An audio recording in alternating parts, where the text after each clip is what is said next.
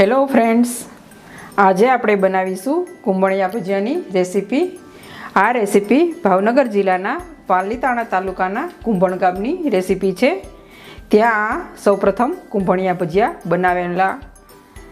આ રેસીપી અત્યારે ખૂબ જ ટ્રેન્ડમાં છે। આ રેસીપી અત્યારે ખૂબ બધી જગ્યાએ બને છે। અમદાવાદ, સુરત, ભાવનગર, જેતપુર બધી જગ્યાએ સ્ટ્રીટ ફૂડ તરીકે આ રેસીપી અત્યારે ખૂબ જ પ્રચલિત બનેલી છે અને ખૂબ જ ઓછી વસ્તુથી અને ખૂબ જ ઝડપથી આ કુંભણિયા ભજીયા બની જાય છે। તો ચાલો જોઈ લઈએ કેવી રીતે બને છે આ કુંભણિયા ભજીયા। કુંભણિયા ભજીયા બનાવવા માટે સૌપ્રથમ અહીં મેં લીલા ધાણા લીધેલા છે। 1 કપ જેટલા લીલા ધાણા લીધેલા છે। મેં તેને પહેલેથી જ ધોઈ લીધેલા અને ત્યાર પછી ઝીણા સમારી લીધેલા। ત્યાર પછી મેં 1 કપ જેટલી મેથી લીધેલી છે। મેથીને પણ મેં પહેલેથી ધોઈ લીધેલી અને એકદમ કોરી કરી અને સમારી લીધેલી છે। ત્યાર પછી મેં 1/2 કપ જેટલું લીલું લસણ લીધેલું છે। આ ભજીયામાં લીલા ધાણા અને લસણનું જ મહત્ત્વ રહેલું હોય છે। તે પણ મેં ઝીણું અહીં કટ કરી લીધેલું છે। ત્યાર પછી મેં અહીં 4 મરચાં લીધેલા છે। મેં અહીં 2 લાલ મરચાં અને 2 લીલા મરચાં લીધેલા છે। અહીં શિયાળામાં લાલ મરચાં આવતા હોય છે અને તમારે જો તીખા અથવા મોળા જે પ્રમાણે તમને પસંદ હોય તે પ્રમાણે તમે મરચાં વધઘટ કરી શકો છો। ત્યાર પછી આ કુંભણિયા ભજીયામાં આદુ અને લીંબુનો જરૂર પડશે। તે મેં લીધેલું છે। આદુને મેં ચીઝ સ્લાઈસ ખમણવાની જે ખમણી હોય છે તેનાથી મેં ઝીણું એકદમ ખમણી લીધેલું છે। તો સૌપ્રથમ અહીં આપણે કુંભણિયા ભજીયા માટેનું બેટર તૈયાર કરીશું। કુંભણિયા ભજીયા માટેનું બેટર તૈયાર કરવા માટે મેં અહીં એક બાઉલ લીધેલું છે। સૌપ્રથમ તેમાં આપણે લીલા ધાણા એડ કરીશું। ત્યાર પછી મરચાં એડ કરીશું, મેથી એડ કરીશું, લીલું લસણ એડ કરીશું, આદુ એડ કરીશું। ત્યાર પછી તેમાં મેં 1 લીંબુનો રસ લીધેલો છે તે એડ કરીશું। સ્વાદ પ્રમાણે અહીં આપણે મીઠું એડ કરીશું।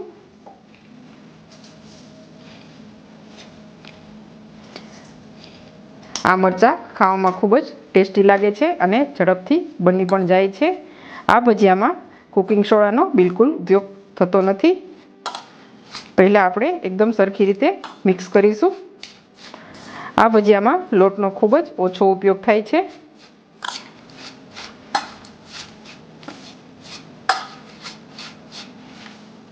બધું સરખી રીતે મિક્સ થાય ત્યાર પછી તેમાં આપણે લોટ એડ કરતા જઈશું।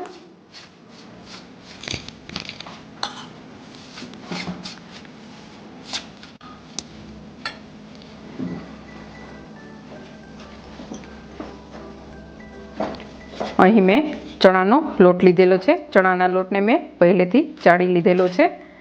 આપણે થોડો થોડો ચણાનો લોટ એડ કરતા જઈશું અને એક જાડું બેટર તૈયાર કરીશું। આમાં પાણીનો ખૂબ જ ઓછો ઉપયોગ થાય છે। આ રીતે થોડો થોડો લોટ અહીં આપણે મિક્સ કરતા જઈશું।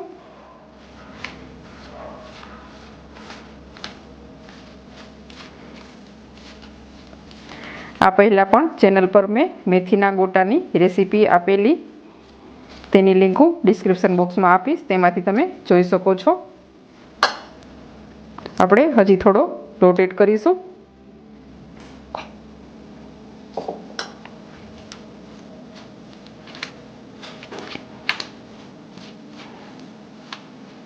આપણે બેટરને હાથથી મિક્સ કરીશું।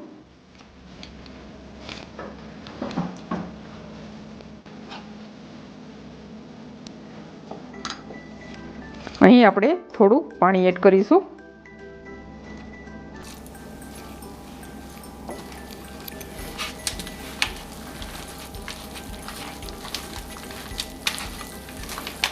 આ કુંભણિયા ભજીયાનું બેટર થીક જ હોય છે। પાણી માત્ર 3 થી 4 ચમચી જરૂર પડે છે। આપણે આ બેટરને આ રીતે થોડું સ્મૂથ તૈયાર કરીશું.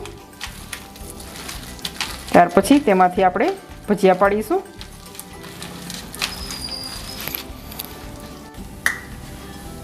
અહીં આપણું ભજીયા માટેનું બેટર એકદમ સરસ તૈયાર થઈ ગયું છે. આ રીતે આપણે આંગળી અને અંગૂઠાની મદદથી પડે તે રીતનું બેટર અહીં તૈયાર કરેલું છે. આ બેટર જરા પણ ઢીલું થવું ન જોઈએ. આટલા બેટરમાં અહીં આપણે કુલ 1 કપ જેટલો ચણાનો લોટ એડ કરેલો. આપણે હવે ભજીયા પાડીશું. મેં અહીં પેનમાં તેલ ગરમ કરવા માટે પહેલેથી જ રાખી દીધેલું છે. ગેસની ફ્લેમ અહીં આપણે મીડિયમ રાખેલી અને તેલ પણ વધારે ગરમ ન હોવું જોઈએ. હવે આપણે આ કુંભણિયા ભજીયા પાડીશું. આ રીતે અંગૂઠાની મદદથી થોડા થોડા નાની સાઈઝના ભજીયા પાડતા જઈશું. આ ભજીયા વધારે મોટા નથી હોતા. જો મોટા હશે તો આ ભજીયા કાચા રહેશે. આ ભજીયા એકદમ સરસ ક્રિસ્પી તૈયાર થાય એ રીતે અહીં આપણે તળવાના છે.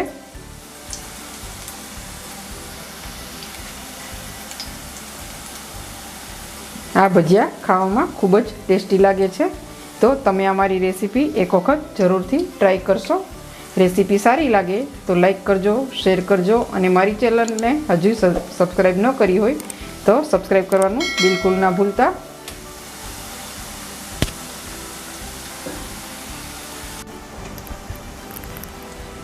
આપણે આ ભજીયાને ગોલ્ડન બ્રાઉન એવા તળી લઈશું. અહીં આપણા આ કુંભણિયા ભજીયા તળાઈને એકદમ સરસ તૈયાર થઈ ગયા છે. એકદમ સરસ ક્રિસ્પી તૈયાર થયેલા છે.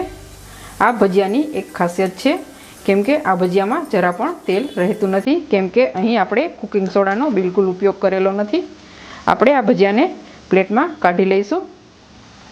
તમે જોઈ શકો છો આ ભજીયામાં જરા પણ તેલ રહેલું નથી.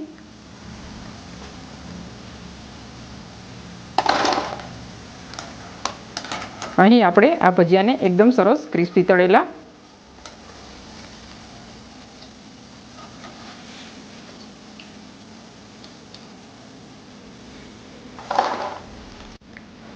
આ જ રીતે આપણે બીજા ભજીયા પણ તૈયાર કરીશું. આ રીતે ઝડપથી આંગળી અને અંગૂઠાની મદદથી આ ભજીયા પાડતા રહેવાના છે.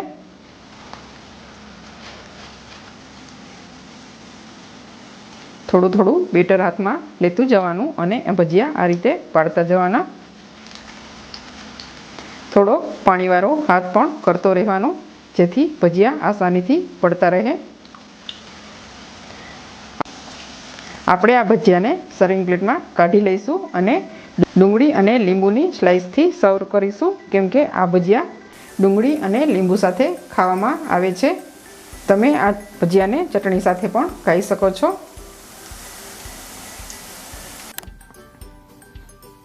તો તૈયાર છે આપણા કુંભણિયા ભજીયા. મેં તેને ડુંગળી અને લીંબુની સ્લાઇસ સાથે સર્વ કરેલા છે. આપણા આ ભજીયા એકદમ ક્રિસ્પી અને કુરકુરા તૈયાર થયા છે. તમે જોઈ શકો છો. એકદમ તમે પણ થોડા ધ્યાનથી બનાવશો અને પરફેક્ટ માપથી બનાવશો તો તમારા ભજીયા પણ આ રીતે ક્રિસ્પી અને કુરકુરા તૈયાર થશે. તો તમે આ મારી રેસીપી એક વખત જરૂરથી ટ્રાય કરશો.